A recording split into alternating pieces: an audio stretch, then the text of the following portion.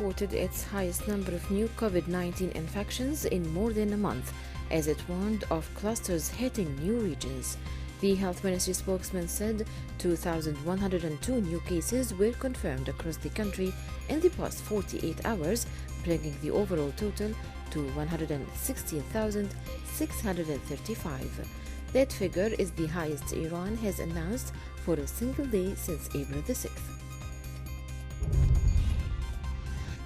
Palestinian Prime Minister Mahmoud Shataya has affirmed that the Palestinian Authority will not wait for Israel's annexation decision to be implemented to respond. In a symposium organized by the Middle East Institute through a video conference, Shataya said there is no difference between announcing a decision and its implementation.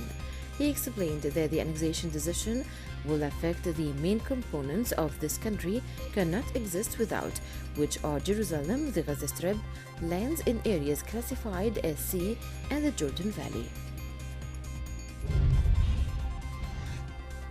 Turkish authorities detained 4 more elected mayors from Turkey's mainly Kurdish-populated east and southeast regions. This comes as the government continues with efforts to crack down on a pro-Kurdish party it accuses of links to Kurdish militants. The mayors from the People's Democratic Party, or HDP, were detained at their homes, removed from office, and replaced with government-appointed trustees.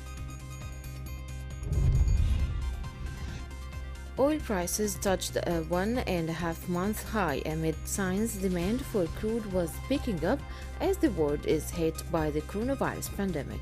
West Texas Intermediate oil was up 65 cents or 2.36% at $28.21 a barrel after reaching $28.75, its highest level since early April. West Texas Intermediate jumped 9% in the previous session. Brent crude was up 81 cents or 2.6% at $31.94 a barrel after touching $32.50, the highest level since April 13th.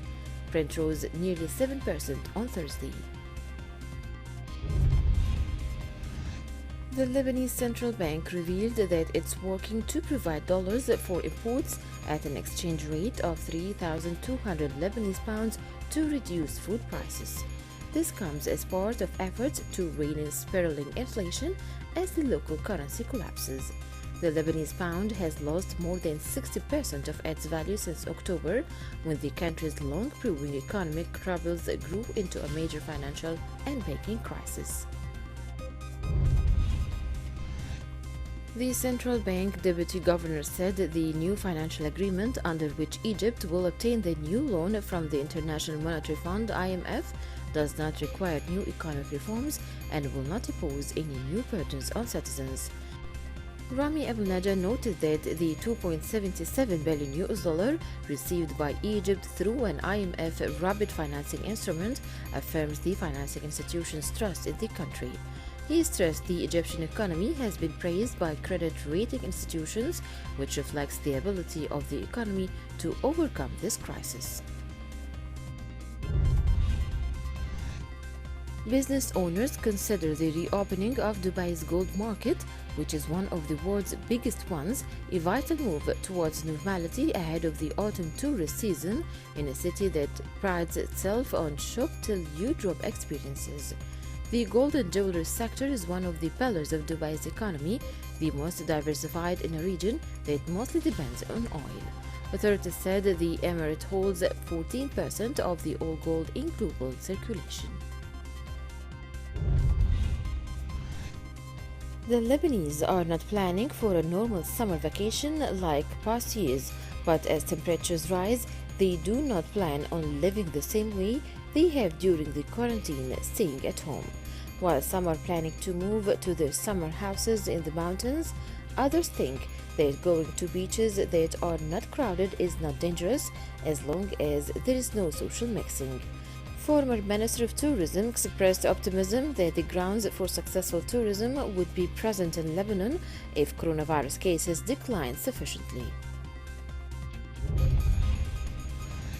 Yemeni President Abdurrabbu Mansour Hadi has stressed the importance of protecting the state's presence and the safety of its institutions in Hadramaut, eastern Yemen.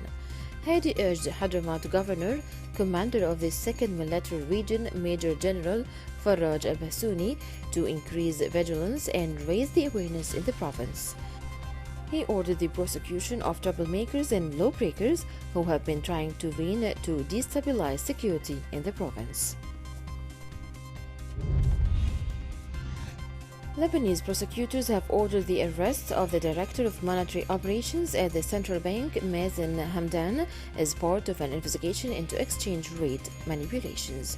The Lebanese pound had been pegged to the dollar at 1,500 since 1997, but the country's worst economic crisis in decades has seen its value plunge by more than half on the black market. The central bank has sought to stem the fall by ordering exchange offices to cap the rate at 3,200 to the dollar, but the pound has kept sliding. The spokesman for the Egyptian Armed Forces said 13 terrorists were killed in North Sinai in a security operation. 7 militants were killed during the raid, and 6 were later killed after they tried to flee but were tracked to their hideout using cameras. The raid carried out by the armed forces took place after intelligence reports suggested that the terrorists were hiding out at a plantation in northern Sinai.